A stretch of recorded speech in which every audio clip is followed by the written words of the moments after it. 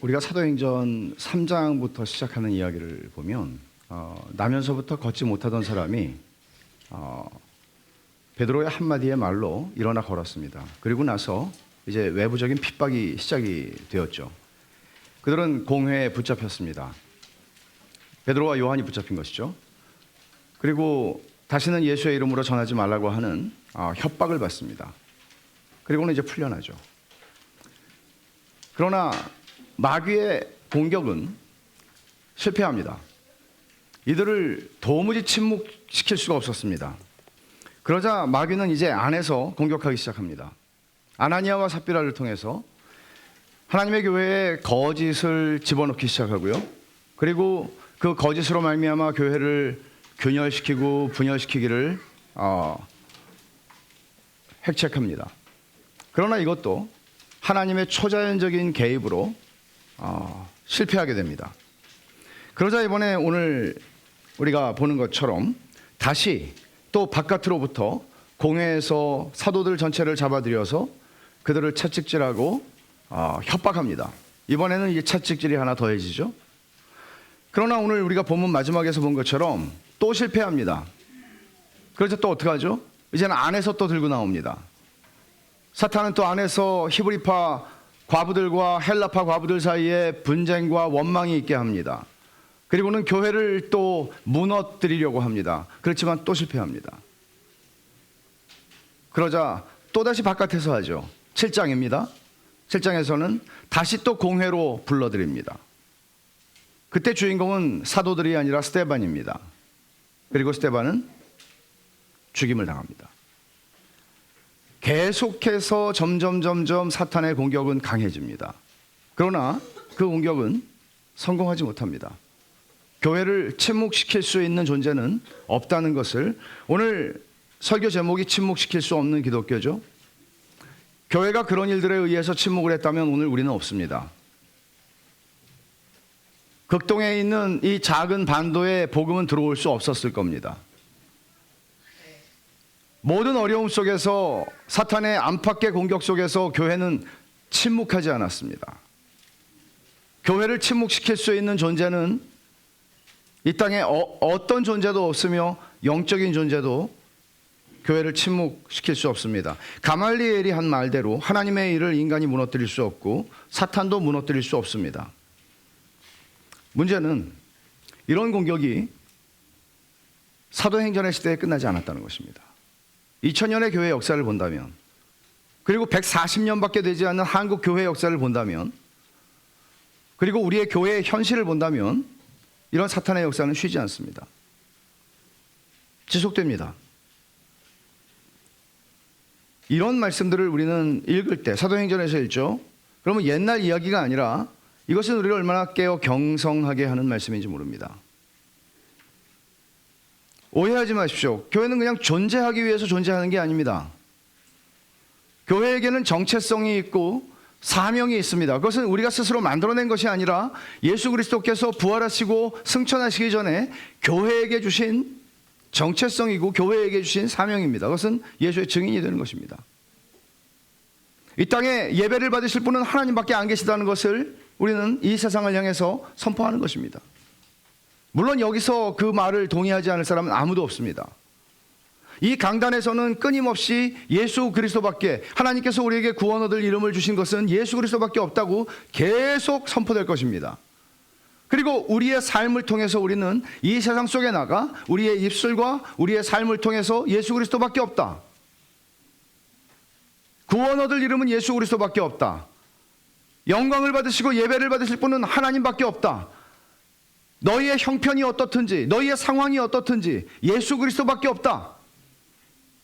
인간은 하나님을 예배해야 참된 즐거움과 기쁨과 행복을 누릴 수 있다. 이 말을 전하는 거죠.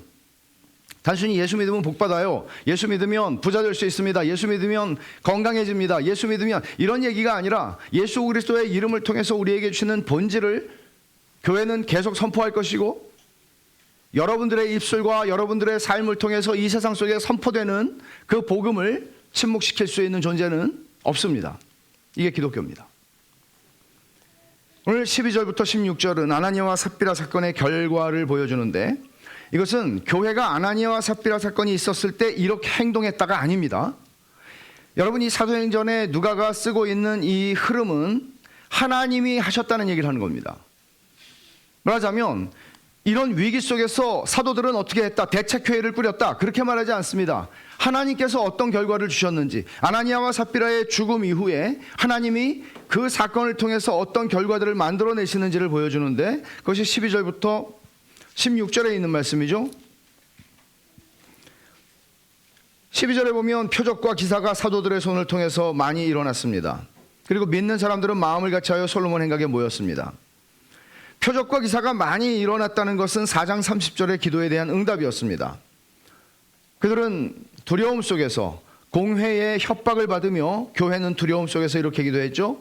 손을 내밀어 병을 낫게 하시옵고 표적과 기사가 거룩한 종 예수의 이름으로 이루어지게 하옵소서. 하나님께서는 그 기도에 응답하십니다. 뿐만 아니죠. 여기 12절에 솔로몬 행각에 모이고라고 그랬어요. 마음을 같이하여 솔로몬 행각에 모이고. 근데 헬라어 성경에 보면 모이고라는 단어는 없어요. 그냥 그들은 다 마음을 같이하여 솔로몬 행각에 있었다예요. 이게 무슨 얘기인가 하면 모였다보다 더 강한 말을 쓰고 있는 거예요. 그들은 그냥 솔로몬 행각에 머물러 있었어요. 언제나 솔로몬 행각에는 하나님의 백성들이 있었어요. 떠나질 않았다는 얘기예요. 늘 그 자리가 마치 자기들이 전세 낸 자리처럼 그들은 그 자리에 늘 있었어요. 계속해서. 우리가 아나니아와 삽비라 사건이 교회와 세상에, 예루살렘에 큰 두려움을 주었다. 왜요? 하나님의 심판이 임했잖아요. 거짓말한 사람을 하나님이 죽이셨잖아요. 그러자 큰 심판이 임했다는 소식이 교회에도 사실은 두려움을 줬고요, 예루살렘에도 두려움을 줬습니다. 그래서 오늘 본문에서는 13절에 그 나머지는 감히 그들과 상종하는 사람이 없다고 얘기하죠. 여기 나머지라고 하는 거는 사도행전에서 보면은 이 나머지라고 하는 단어는 나머지라고 다 번역되지는 않았지만 일반적으로 비신자들을 가리키는 말입니다. 근데 여기에는 이 사람들이 속해 있어요. 교회 안에 지금 호기심과 기타 다른 어떤, 이게 뭐지? 이거 괜찮은 것 같은데? 그리고 교회 안에 들어온 사람들이 꽤 많이 있었을 거란 말이죠. 근데 그들은 두려워지기 시작했습니다. 또는 아나니아와 삽비라와 같은 마음을 자기들이 가지고 있었던 사람들이 있었을지도 모르겠습니다. 그들은 두려워지기 시작했습니다. 그래서 감히 상종하기가 힘들었습니다. 그러나 이것은 교회에 대한 비난은 아니었습니다. 왜냐하면 13절 하반절에 백성이 칭송하더라, 그런 걸 보면 그래, 난 두려워. 그렇지만 진짜 여기는 하나님이 계시는 곳이야, 이런 마음이 그들에게 있었다는 것이죠. 누가는 이어서 믿고 주께로 나아오는 자가 더 많으니 그랬는데, 사실 이게 여러분이 헬라어나 히브리어를 배우시면 좋겠지만 모르죠, 또 언제 그런 클래스를 할지. 번역이라는 거는 언제나 한계가 있잖아요. 영어를 한국말로 번역해 놓은 책을 읽을 때도 좀 답답할 때가 있잖아요. 근데 여기서 이 말을 보면 여기 나오는 자가 더 많으니 그랬잖아요. 제가 아까 말씀드렸죠. 교회가 어떻게 아나니아 삽비라 사건에 대해서 그들이 대책을 세우고 대응을 했다가 아니라 하나님, 성령께서 지금 하신 일을 지금 보여주는 건데, 여기서도 마찬가지예요. 나오는 이라고 지금 우리말로 번역되어 있는 말이 사실은 수동태예요. 그러니까 나옴을 당했다라는 말이라고 할 수 있는데 사실은 더해졌다는 뜻이에요. 그러니까 예수님을 믿고 믿는 사람들이 더해졌다. 이거는 그들이 나왔다는 것이 아니라, 칼빈은 그래서 뭐라고 얘기하나 하면, 그리스도가 아니면 우리는 주께로 나올 수 없고, 그리스도가 아니면 우리는 회개할 수 없고, 그리스도가 아니면 우리는 내 발이 있어도, 내 손이 있어도, 내 의지가 있어도 그리스도께 나아갈 수 없다. 우리가 그리스도께 나아가는 것은 은혜다, 선물이다 라고 칼빈은 얘기합니다. 오늘 여러분이 이 자리에 있는 것도 은혜이고 선물이라는 사실을 여러분 아십니까?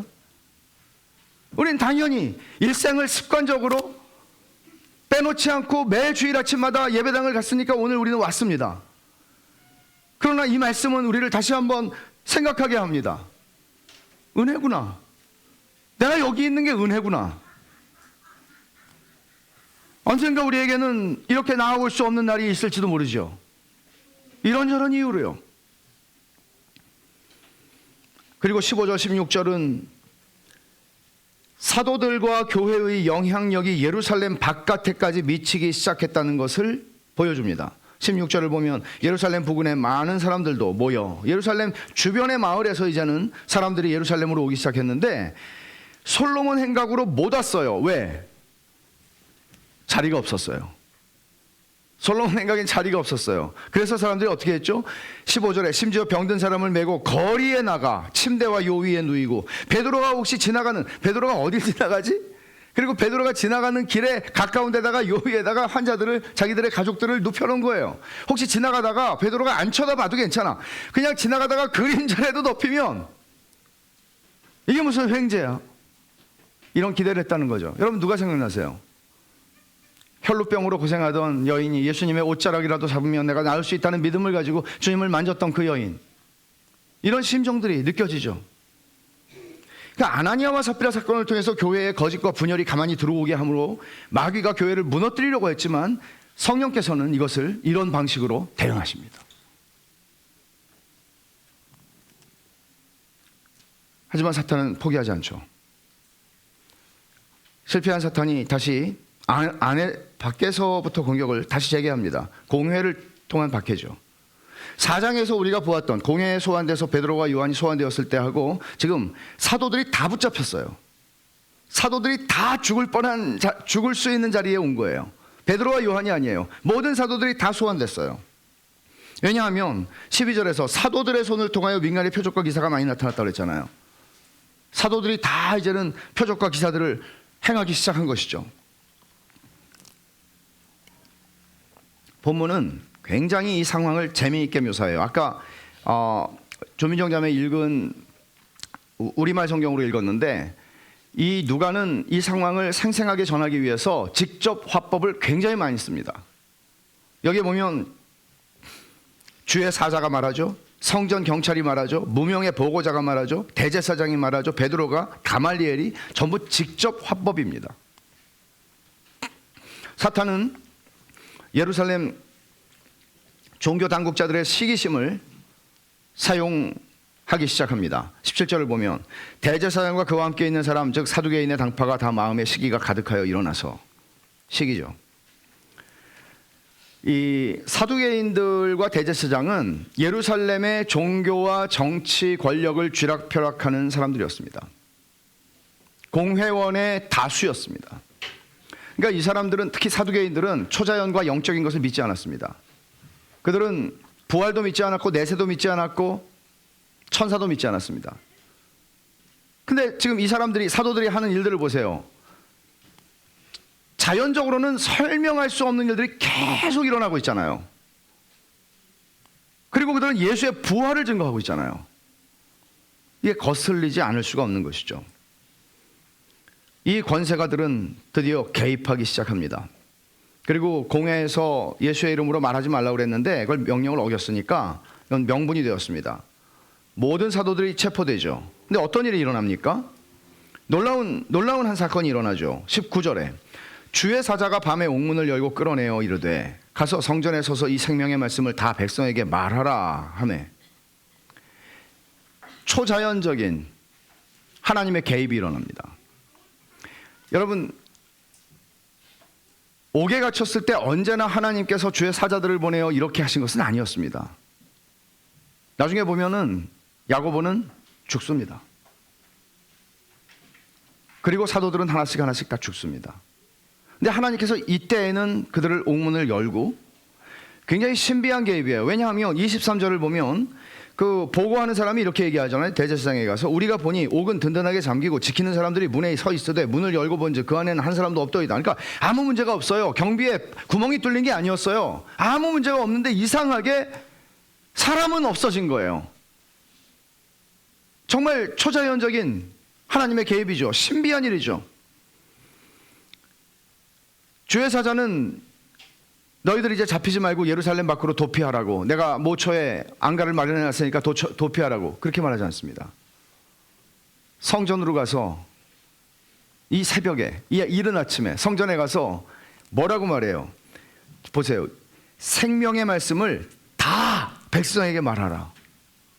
빠짐없이 다 말하라고, 너희가 받은 생명의 말씀을 빠짐없이 다 말하라고 얘기합니다. 그럼 여러분, 성전하고 공회 이 장소하고는 400m 떨어져 있어요. 그리고 이거는 그렇게 전하다가 또 붙잡혀 올 게 뻔해요. 근데 왜 꺼내주시는 거죠? 그리고 또 붙잡혀 왔어요, 실제로. 왜 꺼내주시는 거죠? 우리 여기서 신비한 풀려남의 이 사건이 가지는 의미를 생각하게 되는데, 사실 이게 이 시기가 가득했던 이 공회원들의 그 시기와 증오에 기름을 붓는 격이 되지 않겠어요? 이렇게 빠져나가가지고 또 복음을 전하면? 근데 이 사건은 우리가 이런 의미를 생각할 수 있습니다. 하나님께서 다시 한번 이 사도들에게 너희의 사명이 뭔지 아니? 너희는 땅끝까지로 내 증인이 되리라고 말한 대로 예수의 증인이 되는 거야. 지금 또 그 일을 해. 이것은 사실 이런 얘기죠. 언젠가 이 일을 하다가 죽을 거라는 얘기죠. 이 일을 하다가 죽을 거라는 얘기죠. 그리고는 그 의미는 더 확장됩니다. 앞으로 너희들이 견디게 될, 너희가 감당해야 할 박해가 많을 텐데 그 모든 박해 속에서 나의 전능한 능력을 믿어 의심치 마라. 왜요? 이런 방식으로 꺼내시는 하나님이면 아니 잘려진 목도 붙이지 않겠어요? 하나님의 전능하신 능력을 어떻게 의심할 수 있겠어요? 정말 생각도 할 수 없는 군인들이 지키고 있는 데를 그냥 유령처럼 빠져나왔는데 얼마나 이 머리칼이 서는 얘기입니까? 이런 하나님이 우리를 보고 계시고 우리의 상황을 알고 계시며 우리의 모든 상황 가운데 함께 계시고 우리를 원하시면 꺼내실 수 있는 하나님, 그리고 원하시면 우리를 죽임에, 영광스러운 죽임에 우리를 처하게 하신 하나님, 그런 하나님의 능력에 대해서 의심할 수 없을 정도의 확신을 얻게 되는 사건이었습니다. 이 체험은 이후에 사도들과 교회의 삶에 소중한 믿음의 증거가 됩니다. 때로는 우리 인생에서도 이런 소중한 경험을 하나님께서 주실 때가 있습니다. 언제나 하나의 법칙이나 공식으로 주시지 않습니다. 예를 들어서 내가 기도하면 무슨 병이든지 다 나. 내가 기도하면 어떤 사람의 마음의 슬픔과 근심 다 사라져. 이런 건 없습니다. 이런 건 없습니다. 그러나 하나님께서는 때로는 우리 인생 가운데 특별한 은혜의 체험을 주십니다. 부인할 수 없는 증거를 주십니다. 그리고 생각하죠. 하나님께서 고치실 능력이 없어서가 아니라, 하나님이 나를 지금 내버려 두시고 있기 때문이 아니라, 하나님이 지금 나를 못 본 척하고 있기 때문이 아니라, 그 하나님이 나를 지금도 지켜보고 계시고 나를 품고 계시고 나와 같이 계시고, 하지만 하나님의 선하신 목적을 내가 깨달을 수 없는 선하신 목적 때문에 나를 지금 이 상황 속에 두시는구나. 결국 사도들은 다시 붙잡힙니다. 공회에 섭니다. 여기에 흥미로운 것은 이들을 잡아오는 성전 맡은 자가 백성들이 돌로 칠까봐 26절에 보면 강제로 잡아올 수 없었어요. 그냥 살짝 가자고 해서 데리고 온 거예요. 말하자면 만약에 사도들이 잡혀가지 않으려고 원했다면 그런 잡혀가지 않을 만한 백성들의 반응을 기대할 수 있었다는 얘기예요. 그러나 사도들은 그 백성들의 기대를 의지할 필요가 하나도 없었습니다. 왜죠? 하나님이 계시니까요. 사람을 의지할 필요가 하나도 없었습니다. 내 편을 만들 필요가 하나도 없습니다. 하나님이 계시니까요. 잡혀왔습니다. 대제사장이 신문하는 걸 보면, 그리고 이 사람들이 누가 모였나 보면 21절에 이스라엘 족속의 원로들까지 다 모았어요. 그리고 대제사장이 직접 지금 신문을 하고 있습니다. 27절에 보면 대제사장이 물어. 이런 걸 보면 이 사람들이 지금 일어나고 있는 예수운동, 우리가 그냥 예수운동이라고 해보죠. 일어나고 있는 이 예수운동에 대해서 지금 얼마나 이 사람들이 두려워하고 있는지를 보여주죠. 이스라엘 원로까지 다 모았어요. 그러니까 원로 공회원들까지 다 모이는 거예요, 말하자면. 그리고 대제사장이 직접 신문을 합니다. 그 신문이 뭐죠? 28절에 보면 우리가 이 이름으로 사람을 가르치지 말라고 언급하였을 때 너희가 너희 가르침을 예루살렘에 가득하게 하니 이 사람의 피를 우리에게로 돌리고자 함이로다. 보세요. 이 사람들은요, 이 공회원들, 대제사장들 공회원들은 예수님의 이름을 언급하기를 굉장히 꺼려해요. 이 이름이래요. 절대 이 사람들은 말하지 않아요. 찝찝해요. 말하기도 싫어요. 징글징글해요. 이 이름이래요. 이 이름으로 말하지 말라고 그랬잖아. 이게 대제사장의 신문이었습니다. 그리고 예수 죽인 피를, 예수 죽인 죽음의 책임을 너희 우리한테 지금 돌리고 있잖아. 제대로 알아들은 겁니다, 이 사람들은. 근데 이제 답변을 보면 뭐라고 답변하나 하면 29절에 베드로와 사도들이 대답하여 이르되 한 걸 보면 아마 사도들 모두가 말을 했겠죠. 그러나 베드로가 아마 대표로 말을 한 것 같습니다. 근데 이 베드로의 답변은 신문을 받는 피고의 입장이잖아요. 근데 베드로의 답변을 보면 놀라운 건 설교예요. 또 설교해요. 예수를 증거해요. 지금 예수의 이름으로 말하지 말라고 그랬잖아 그러는데 지금 예수의 이름으로 말하고 있어요, 그들에게. 도대체 이 용기와 이 담대함은 어디서 나온 것인지.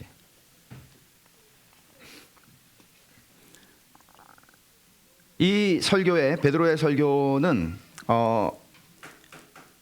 29절에서 시작해서 32절까지예요.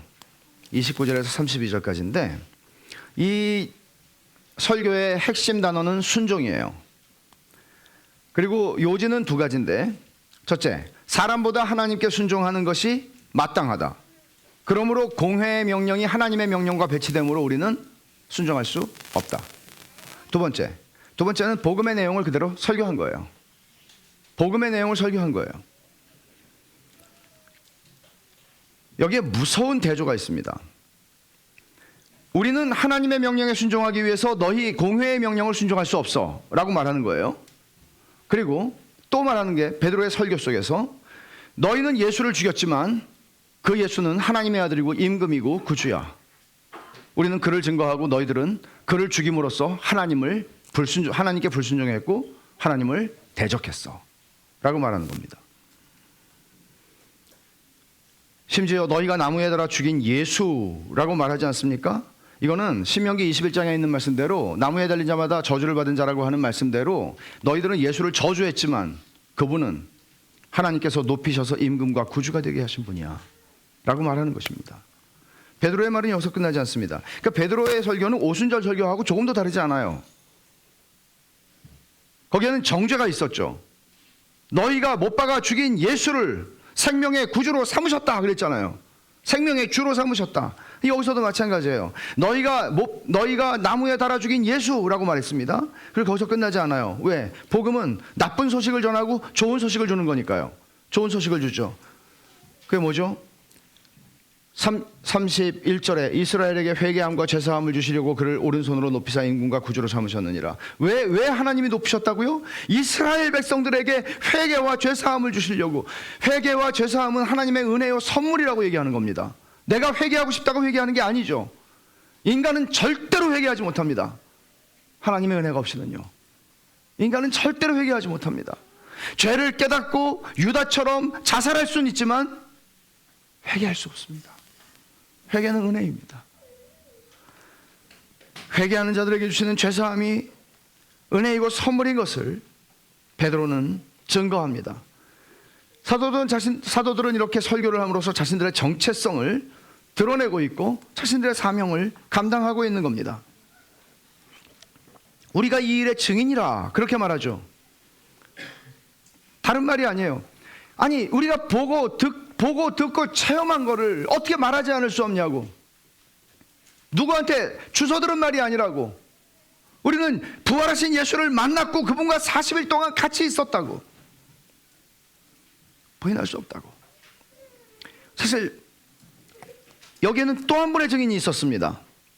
32절을 보면 우리는 이 일의 증인이요 하나님이 자기에게 순종하는 사람들에게 주신 성령도 그러하다. 성령도 증거하고 있다라고 말합니다. 근데 굉장히 이 공회원들이 청중이잖아요. 그들의 전곡을 찌르는 얘기를 하는 거예요. 거기에 자기에게 순종하는 사람들에게 주신 성령, 말하자면 성령께서도 지금 증거하고 계시는데 너희들은 지금 이거를 못 받아들이고 있잖아. 그러면 무슨 얘기? 너희들은 순종하지 않기 때문에 너희에게는 성령을 주시지 않았다는 얘기고 너희는 하나님과 무관한 사람이라는 얘기지 라고 말하는 것입니다. 이거는 왜 순종이라는 말을 쓰는가 하면요, 순종이 아까 키워드라고 그랬죠. 베드로의 설교에 순종이라고 하는 말을 여기서 쓰는 거는 이상해 보여요. 왜냐하면 자 보세요, 자기에게 순종하는 사람들에게 주신 성령, 그럼 여러분들은 성령님께, 하나님께 순종해서 성령을 받습니까? 아니죠. 믿고 성령을 받죠. 믿는 자들에게 성령을 주시죠. 다시 말하면 여기서 지금 순종이라고 하는 말을 쓰는 것은 믿음을 대체하는 언어로 쓴 거예요. 복음에 순종하는 것은 무슨 말인가? 복음에 순종한다는 말은 복음을 믿는다는 말이에요. 그것을 지금 순종이라는 말로 쓴 것이죠. 여러분, 로이드 존스는 이 본문을 가지고, 오늘 굉장히 긴 본문이잖아요. 이 본문을 가지고 한 4달 넘게 설교를 했거든요. 저는 그렇게 안 하려고 그래요. 여러분이 힘드세요. 근데 로이드 존스가 이 베드로의 설교를 이렇게 요약을 했는데 굉장히 멋진 표현이에요. 제가 한번 인용을 하겠습니다. 베드로가 지금 사도들과 함께 공회원들에게 하는 말입니다. 우리는 당신들에게 복음을 전합니다. 여러분은 반드시 죽을 겁니다. 지금은 당신들이 남을 심판하고 있지만 곧 당신들 자신이 심판을 받게 될 겁니다. 그때 어떻게 하나님을 대면할 생각입니까? 어떻게 하나님의 율법을 대면할 작정입니까? 당신들은 대면할 수 없습니다. 당신들을 율법의 형벌에서 구해주실 분은 당신들이 나무에 매달아 죽인 이분밖에 없으니까요. 그는 임금이요 구주요 메시아입니다. 그분만이 율법을 성취하고 우리 모든 원수를 정복하고 우리를 하나님과 화목하게 하여 그의 자녀로 삼아 주실 수 있습니다. 우리는 오직 그분 안에서만 회개할 수 있습니다. 그분을 떠나서는 죄 사함을 받을 수 없습니다. 공회원들이여, 우리는 침묵할 수 없습니다. 우리는 사람이 아니라 하나님께 순종해야 하기 때문입니다. 지금 사람들의 영혼은 위험에 빠져 있습니다. 이 복되신 예수밖에는 희망이 없습니다. 우리를 죽이고 싶으면 죽이십시오. 그래도 그의 이름은 계속될 것이며 그 이름의 권세도 지속될 것입니다. 이런 설교였습니다. 아마 저는 현장에 있었던 공회원들은 이것보다 더 감동적인 설교를 들었을 것이라고 생각합니다. 이어서 누가는 공회원들의 반응을 보여주죠. 반응이 어땠습니까? 33절에 보면 그들이 듣고 크게 노하여 사도들을 없이 하고자 할 때 그랬죠. 우리말로는 이게 표현이 잘 안 돼요. 크게 노했다는 말이. 신약 성경 전체에서 이 단어는 2번밖에 사용되지 않았는데 둘 다 사도행전에서 사용됐고 둘 다 공회원들의 반응이었고 둘 다 설교에 대한 반응이었습니다. 설교를 듣고 그들 공회원들은 크게 분노했습니다. 근데 이 크게 노하여라는 말이 한 번 더 나온 거는 스데반의 설교를 들었을 때예요. 한번 찾아보죠. 7장 54절.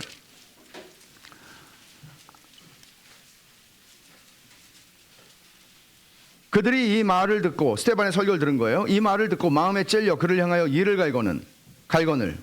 여러분, 오순절에 베드로의 설교를 들었을 때 사람들도 마음에 찔렸거든요. 근데 그 마음에 찔려는 이거하고 전혀 다른 단어예요. 지금 마음에 찔려라고 번역한 이 단어는 우리가 지금 읽은 본문 33절에 크게 노하여와 같은 헬라어 단어예요. 이 단어의 그 문자적인 의미는 뭔가 하면 톱으로 마음을 썰다, 그런 뜻이에요. 말하자면 상대방을 죽이고 싶어서 견딜 수 없어 하는 그런 살기등등한 분노입니다. 그래서 여기에 이 말이 들어가는 거죠. 그들은 크게 분노하여 뭐라고 그랬어요?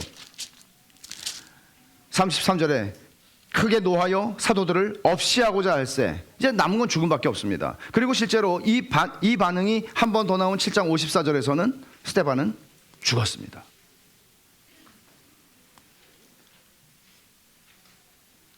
그런데 갑자기 반전이 일어납니다.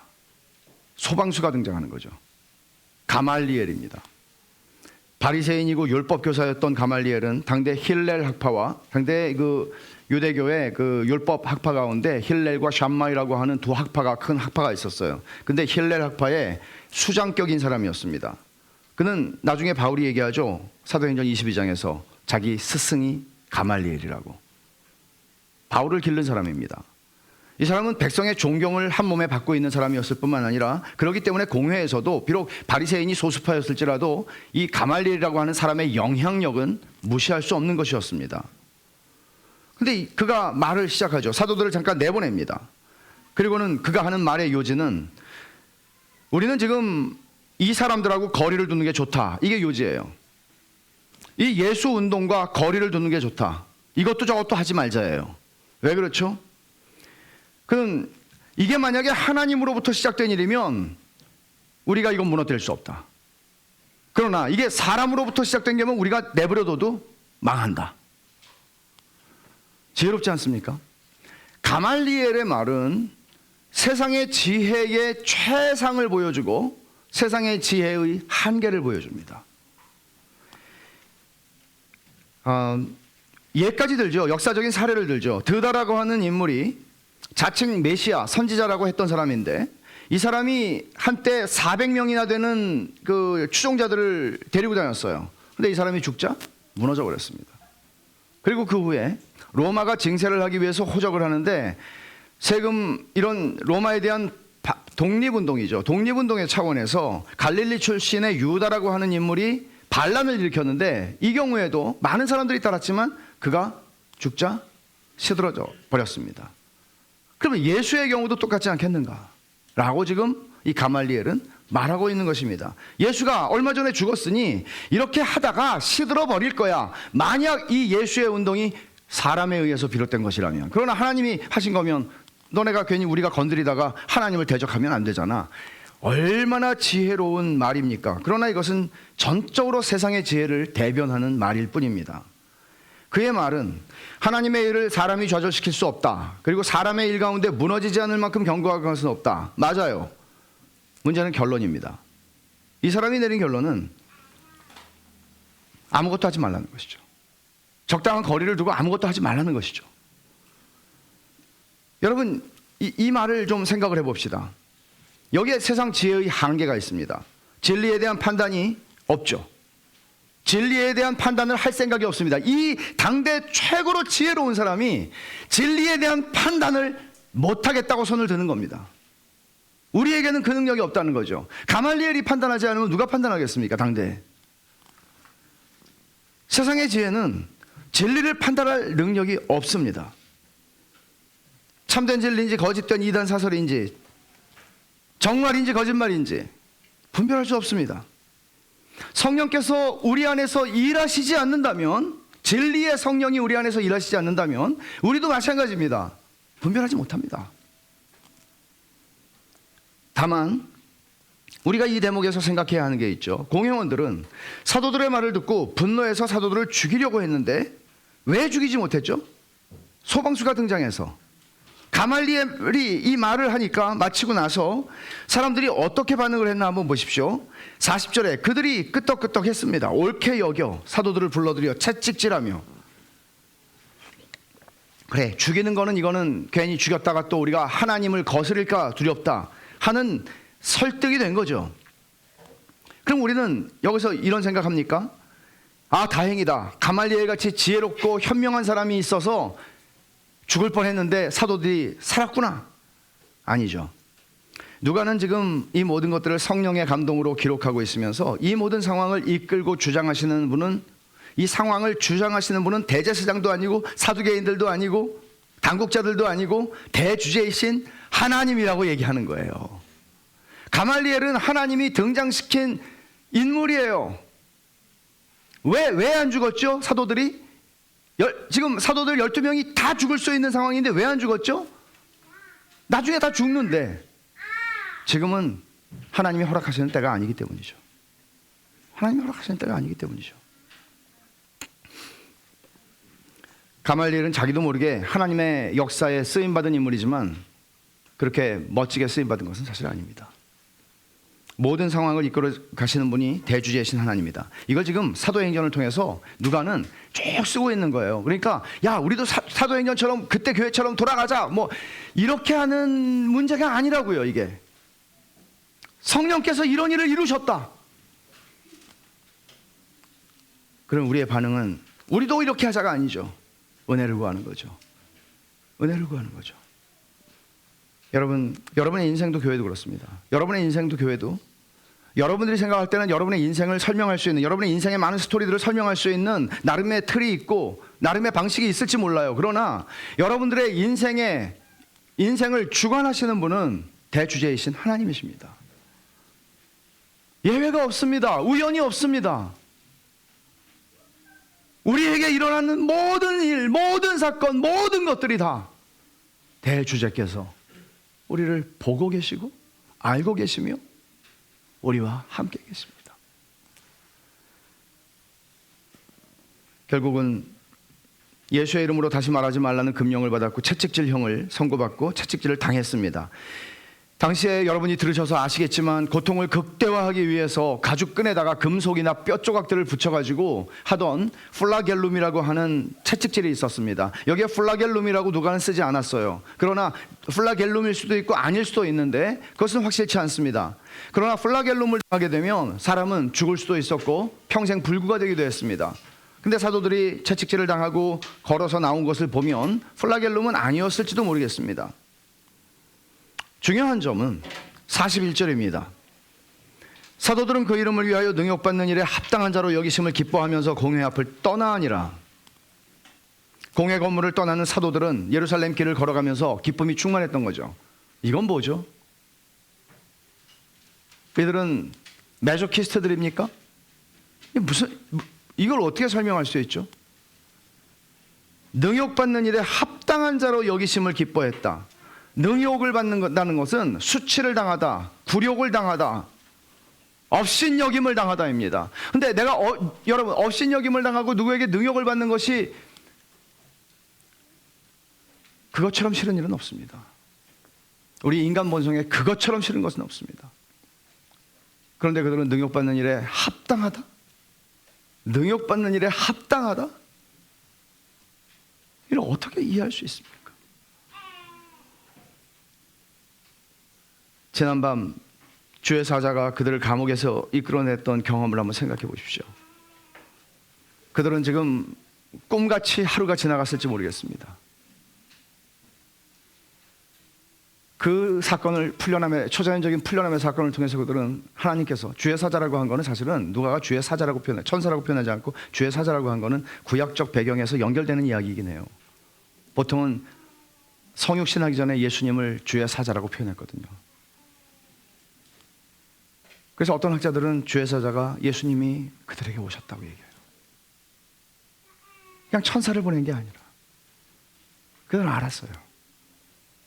예수님이 나하고 우리하고 같이 계시구나, 보고 계시구나, 알고 계시는구나, 내 상황, 내 처지, 내 모든 것 알고 계시는구나. 여러분, 만일 우리의 인생의 모든 시간에, 우리의 인생의 모든 사건 속에서 이 사실을 주께서 인간적으로, 인간의 언어로 설명할 수 없는 방식으로 우리에게 알게 하신다면 무엇을 두려워할 수 있을까요? 또 참지 못할 건 뭐가 있을까요? 견디지 못할 게 뭐가 있을까요? 이것은 그들로 하여금 능욕받는 자로 합당하게 여김받았다는 것. 아, 주님이 우리를 주님의 자리로 부르시는구나.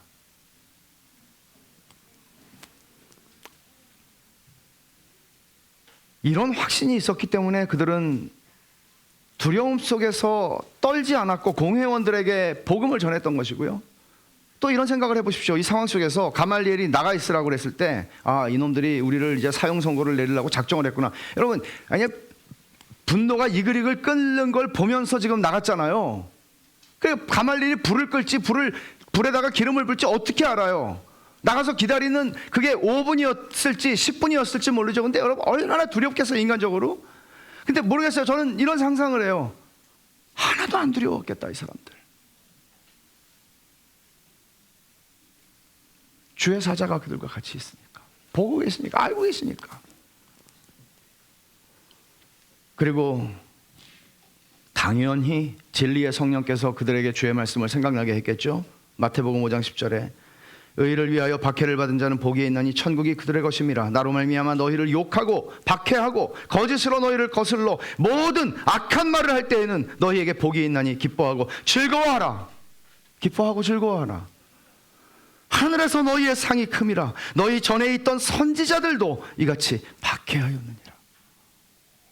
이 말씀이 생각이 났다고 한번 상상해 보세요. 아, 주님이 그때 하신 말씀이 이거였구나. 이거였구나. 그리고 그들은 채찍질을 맞고 돌아가며 기쁨이 충만했습니다. 후일, 세월이 흘러서 베드로가 편지를 쓰고 있습니다. 베드로전서 4장 13절에 그는 이렇게 씁니다. 박해 속에서 살아가는 성도들에게 오히려 너희가 그리스도의 고난에 참여하는 것으로 즐거워하라. 이는 그의 영광을 나타내실 때 너희로 즐거워하고 기뻐하게 하려 함이라. 고난에 참여하는 것으로 즐거워하라. 오늘 말씀에서 우리를 가장 놀라게 하는 결론은 아직 안 나왔습니다. 42절입니다.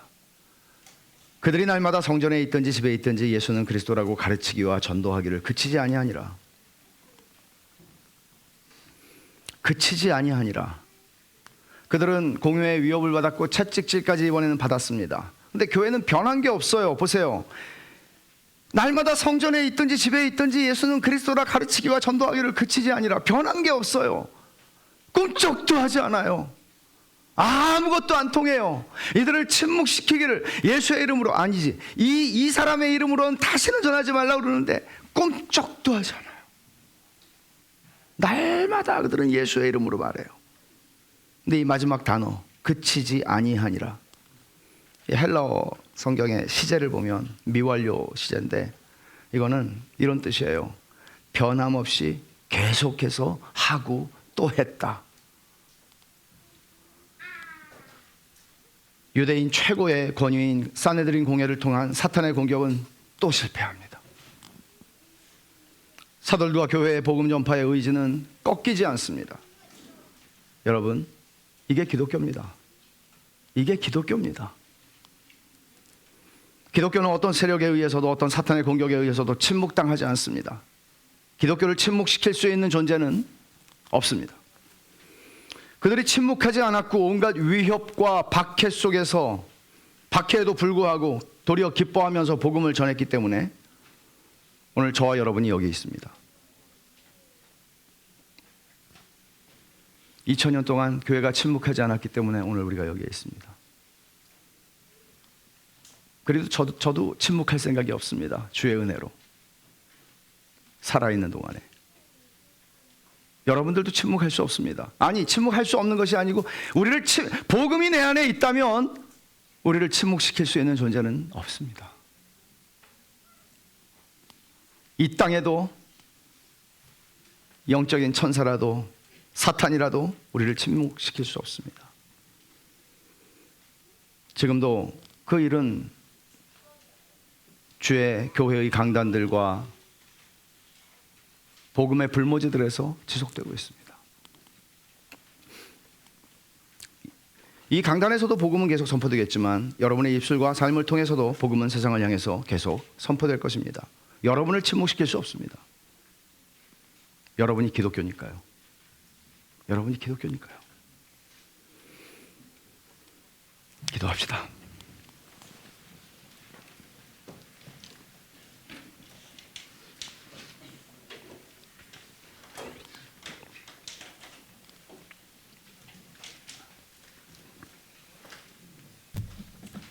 여러분, 주의 말씀이, 아니, 목사는 성경의 본문으로 설교를 했으나 성령께서는 여러분들의 마음에 무엇을 말씀하시고 명하십니까?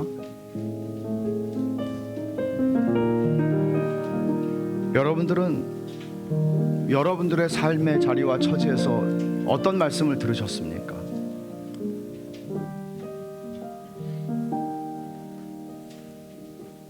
저는 이 말씀을 준비하면서 대주제이신 하나님께서 세상의 모든 역사와 이 아무것도 아닌 존재인 내 인생의 모든 스토리들과 이것들을 이끌고 계시고 뿐만 아니라 보고 계시고 알고 계시고, 그리고 때로는 주의 사자를 보내셔서 감당할 수 없는 은혜를 주시는 하나님, 감당할 수 없는 확신을 주셔서 말도 안 되는 일을 감당하게 하시는 하나님,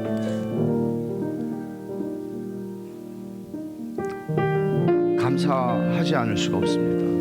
우리 이 시간에 같이 감사합시다. 그리고 은혜를 구합시다. 여러분, 기독교는 우리가 생각하는 것처럼 여러분 그렇게 생각 안 하겠지만 허접한 게 아니에요. 기독교는 종교가 아니에요. 기독교는 초자연적인 살아계시는 하나님의 거룩한 장엄한 역사입니다. 우리가 그 안에 있습니다. 감사하지 않을 수 없습니다. 쥐뿔도 아닌 인생을 부르셔서 입을 벌려 복음을 말하게 하신다고요? 말도 안 되는 얘기죠. 내가 복음을 말한다고요? 이 시간에 같이 한번 기도합시다. 감사하십시오. 그리고 그 하나님, 대주제이신 하나님께 감사하시고, 주의 사자와 함께하는 인생에 감사하시고, 그 은혜를 더욱 구하십시오. 같이 기도하겠습니다. 하나님 아버지, 감사합니다. 저희들 가운데 은혜를 주셔서 감사합니다. 오 하나님 아버지, 저희의 심령 가운데 아버지 하나님이 미물과 같은 인생 가운데 주님이 오셔서 하나님 아버지 복음을 주셨고, 복음을 말할 수 있게 하셨고, 아버지 하나님, 이것이 영광의 길은 아닐지라도 하나님 아버지 이 길을 걸어갈 수 있도록 오늘까지 함께 하시는 은혜를 감사합니다.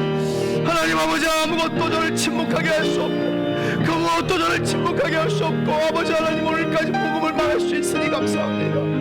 대주제요, 저의 모든 인생뿐 아니라 역사의 모든 것을 주관하시는 대주제이신 하나님께서 우리의 인생 가운데 함께 하시고, 우리의 작은 인생의 모든 스토리들을 아버지 하나님이 엮어놓으시고 함께 하시고, 주의 사자가 오셔서 우리와 함께 하시니 감사합니다. 오 하나님, 오 하나님, 저에게 이 확신이 있어서 저희들로 하여금 온 세상을 향해 복음의 증인으로, 예수의 증인으로, 하나님 순종하는 자들에게 주신 성령과 함께 하나님 예수 그리스도를 증언하는 복된 인생이 될 수 있도록, 예수의 이름밖에는 이 세상을 살게 할 말씀이 없고 이 생명의 말씀을 전할 수 있도록 하나님 저에게 은혜를 주세요. 하나님이 죽어가는 세상을 살릴 수 있는 은혜를 주세요.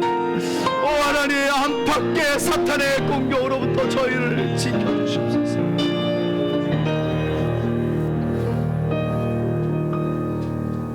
아버지 하나님, 감사합니다. 저희의 인생이 아무것도 아닌 인생들인데 하나님께서 그 아들을 아끼지 않고 저희들을 위해서 내어주셨고, 독생자를 십자가에 못 박아 죽이실 만큼 저희를 사랑하셔서 저희에게 복음을 주셨고, 저희를 예수의 증인으로 부르셨습니다.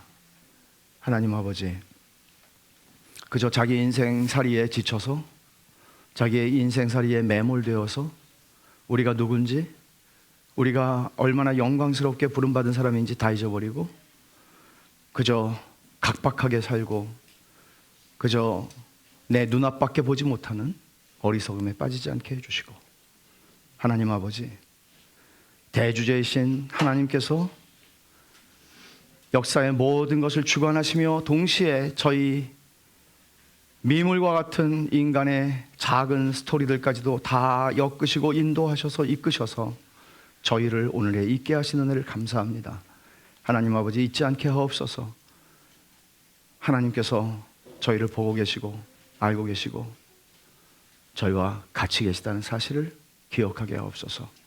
때로는 대주제이신 하나님께서 주의 사자를 보내어 저희와 함께하게 하시고 저희에게 부인할 수 없는 확신을 주셔서 그 확신으로 상상도 할 수 없는 일들을 감당하며 살아가게 하시니, 하나님, 그런 은혜를 저희가 누리고 살게 하여 주옵소서. 예수님의 이름으로 기도드립니다. 아멘.